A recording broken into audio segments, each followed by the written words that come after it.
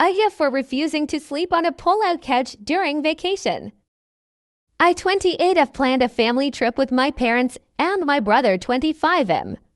Before I officially booked the Airbnb that we would all be splitting the price on, I sent each of them the listing showing how many bedrooms, what accommodations, etc. I made sure to double-check with my brother as the house is only 2 bedrooms. One room has 2 full-size beds, the other a king bed. I asked if he would mind sharing a room with me as 3 bedrooms in this area were harder to find. He said it was fine because we'd each have our own bed and asked me to book it.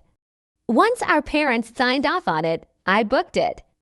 When we arrive, before we even have our first night's sleep, my brother declares he thinks he and I should alternate sleeping on the pull-out couch in the living room. I say I'm not going to do that. If he doesn't want to sleep in the room designated for us, that's fine. But I'm not sleeping on a pull-out on vacation when there's 2 beds.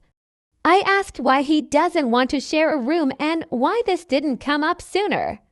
He said we were adults and he was too old to share a room. I asked why he didn't bring this up sooner.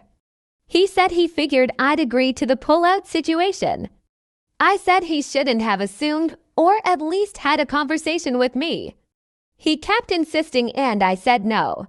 If he wants to sleep out there our whole vacation, fine. But I'm not alternating when I paid for a bed.